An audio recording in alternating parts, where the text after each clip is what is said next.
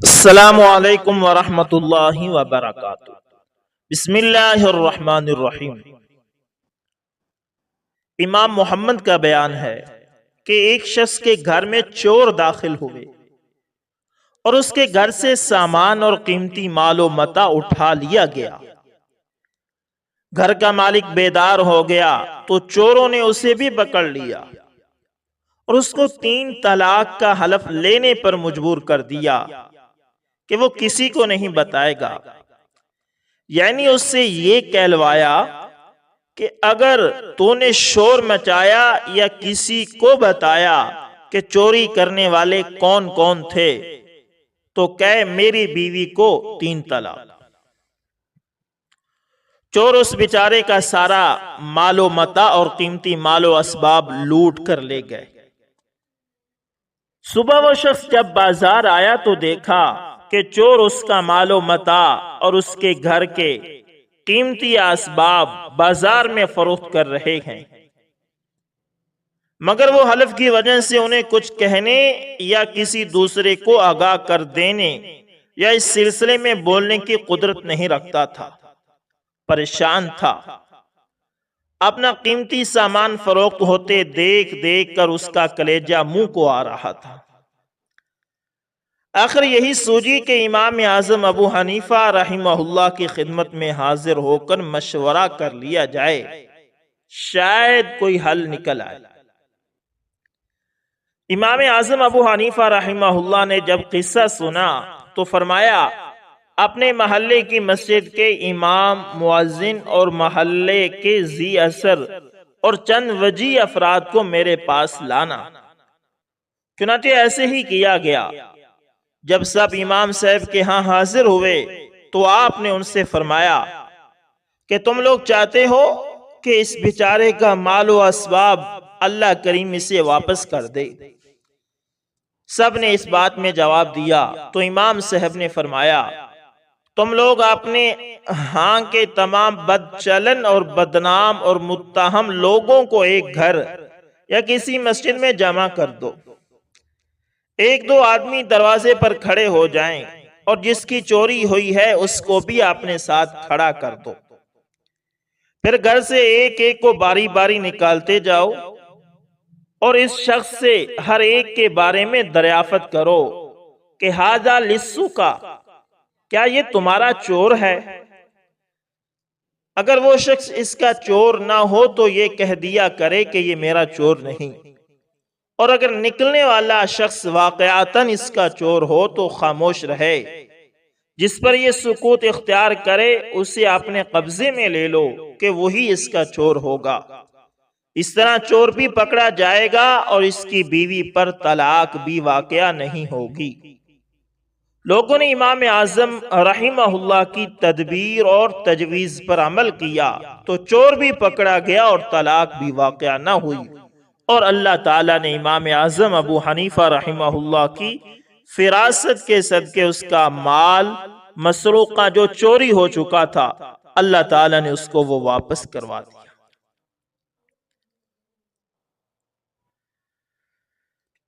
اسی طرح ایک شخص نے امام اعظم ابو حنیفہ رحمہ اللہ کی خدمت میں حاضر ہو کر شکایت کی کہ میرے پڑوسی نے اپنے گھر میں ایک کنواں کھود رکھا ہے اور مجھے خطرہ ہے کہ کہیں میری دیوار نہ گر جائے۔ امام صاحب نے فرمایا، اپنے گھر میں اسی کنویں کے برابر اور قریب ایک نالی کھود لو۔ اس نے اسی طرح کیا۔ اس کا نتیجہ یہ ہوا کہ کنواں خشک ہو گیا، چنانچہ مالک نے اسے بند کر دیا۔ اس سے واضح ہوتا ہے کہ آپ نے شکایت کرنے والے سے یہ نہیں کہا کہ اپنے پڑوسی کو کنواں بند کرنے پر مجبور کرے اور اس کے لیے محکمہ قضاء کی امداد حاصل کرے، بلکہ آپ نے اس کو یہ حیلہ اور تدبیر بتائی، اور یہ بھی گویا اپنی ملکیت میں تصرف کرنے کی ایک قسم ہے، اور یہ ایک ضرر ہے جس سے آپ نے دوسرے ضرر کا ازالہ کر دیا، چنانچہ دونوں فریق ایذا سے محفوظ رہے۔ اس طرح برائی کا مداوع برائی سے کیا جاتا ہے تو امن حاصل ہو جاتا ہے۔ ایک شرعی تدبیر اور ابو حنیفہ رحمہ اللہ تعالی کی فقیہانہ بصیرت۔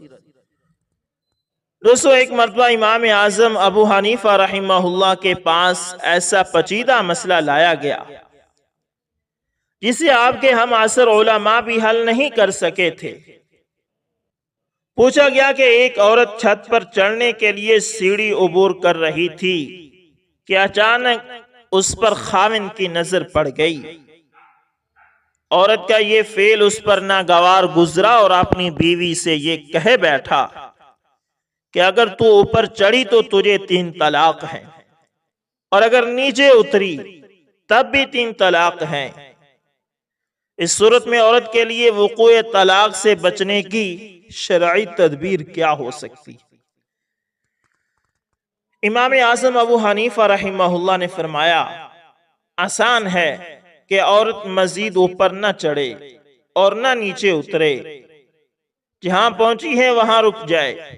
کچھ لوگ چلے جائیں اور اس سیڑھی کو مع عورت کے اٹھا کر زمین پر رکھ دیں تو طلاق واقع نہ ہوگی اور مرد حانس نہ ہوگا، اس لیے کہ عورت مزید نہ اوپر چڑھی اور نہ نیچے اتری۔ پوچھنے والوں نے پوچھا، اس کے علاوہ کوئی دوسری تدبیر؟ ارشاد فرمایا، دوسری تدبیر یہ ہو سکتی ہے کہ کچھ عورتیں چلی جائیں اور اس عورت کے ارادے کے بغیر اسے سیڑھی سے اٹھا کر نیچے زمین پر رکھ دیں تو مرد پھر بھی حانس نہیں ہوگا۔ اللہ اکبر! عورت اس کو ملی جس کی بیوی تھی۔ دوستو، ایک مرتبہ لولوئی قبیلہ کی جماعت کا کوفہ آنا ہوا۔ ان میں سے ایک شخص کی بیوی حسن و جمال اور زیب و زینت میں فائق تھی۔ کسی کوفی کا اس سے معاشقہ ہو گیا اور اس نے دعویٰ کر دیا کہ یہ عورت میری ہے۔ جب عورت سے پوچھا گیا تو اس نے بھی کوفی کی بیوی ہونے کا اقرار کر لیا۔ لولوئی بیچارہ تو اس کا اصل خاوند تھا، پریشان ہو گیا۔ اس کا کہنا تھا کہ یہ عورت میری منکوحہ ہے، مگر گواہ موجود نہ تھے۔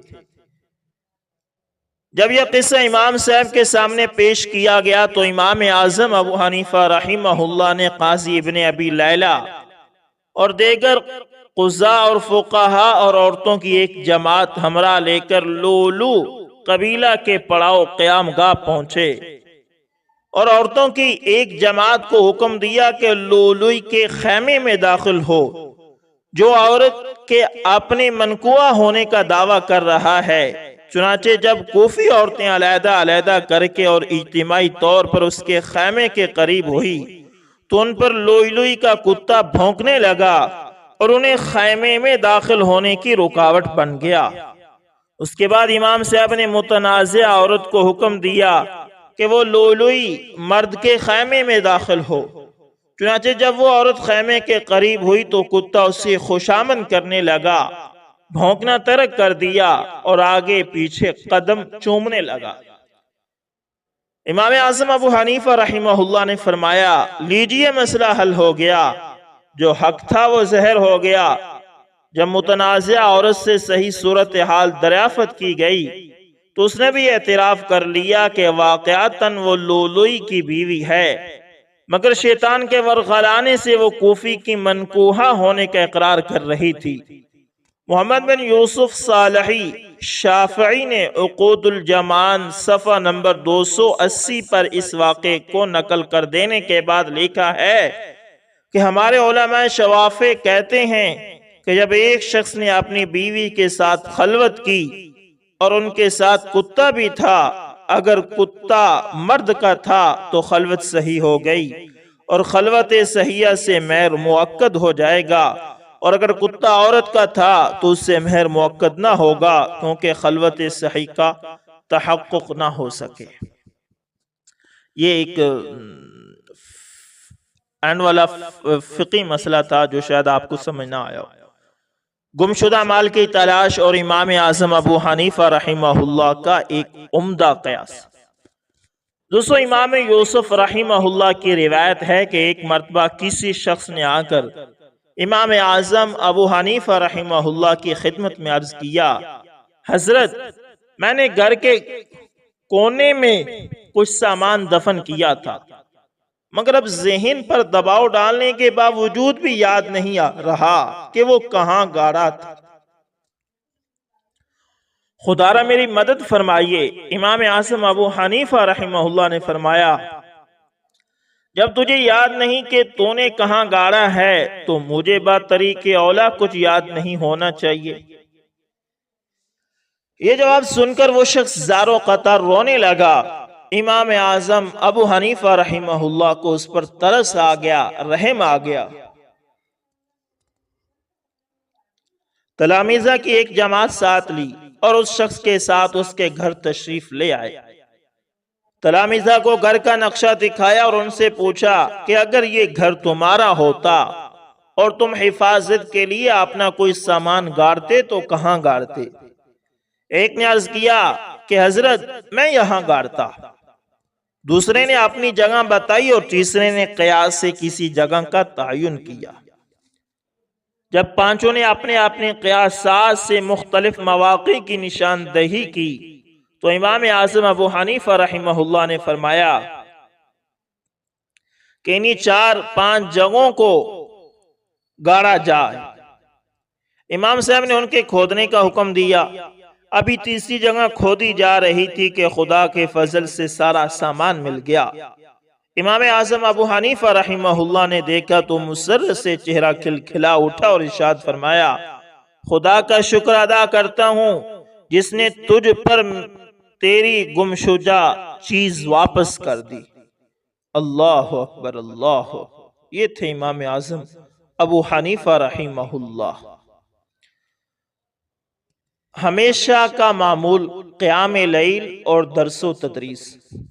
دوستو، مسعر بن کدام سے خطیب ابو محمد الحارثی اور عبداللہ بن خسر نے روایت نقل کی ہے کہ امام اعظم ابو حنیفہ رحمہ اللہ کی مسجد میں ان کی خدمت میں حاضر ہوا۔ دیکھا کہ آپ نے صبح کی نماز پڑھی اور لوگوں کو علم دین پڑھانے میں مشغول ہو گئے، اور یہ سلسلہ ظہر تک جاری رہا۔ پھر نماز کا وقفہ ہوا، نماز ظہر کے بعد عصر تک، اور عصر سے مغرب تک، اور مغرب سے عشاء تک اسی جگہ امام صاحب بیٹھے رہے اور تعلیم و تدریس کا سلسلہ جاری رہا۔ بشری تقاضوں اور انسانی حوائج و ضروریات سے قطع نظر مسلسل یہ خدمت اور تدریس علم کا مشغلہ دیکھ کر مجھے حیرت رہی۔ امام اعظم ابو حنیفہ رحمہ اللہ عشاء کی نماز پڑھ کر گھر تشریف لے گئے۔ مجھے یہ فکر دامن گیر ہوئی اور تجسس بڑھتا گیا کہ جب آپ کی تدریسی انہماک اور تعلیمی مسائل کی مصروفیت کا یہ عالم ہے تو مطالعہ کتب اور نوافل و عبادت کے لیے آپ کو کون سا وقت ملتا ہوگا؟ اس سلسلے کے سنن و نوافل اور مستحبات کے معمول آپ کس طرح جمع کرتے ہوں گے؟ ابھی میں ایسے ہی تصورات میں ڈوبا ہوا تھا۔ لوگ نماز عشاء پڑھ کر گھروں کو جا چکے تھے۔ کیا دیکھتا ہوں کہ امام صاحب گھر سے مسجد میں تشریف لائے۔ صاف اور سادہ لباس، جسم معطر اور خوشبو سے فضا بھی معطر ہو رہی تھی۔ بڑی تمکنت اور سکون اور وقار کے ساتھ مسجد کے ایک کونے میں نماز پڑھنے کے لیے کھڑے ہو گئے، یہاں تک کہ صبح صادق طلوع ہوئی۔ اب رات کی عبادت، بیداری، شب و ریاضت سے فارغ ہو کر گھر تشریف لے گئے۔ شاید اس دوران قضاء حاجت اور بشری تقاضوں کے پیش نظر نیا وضو وغیرہ بنایا ہو۔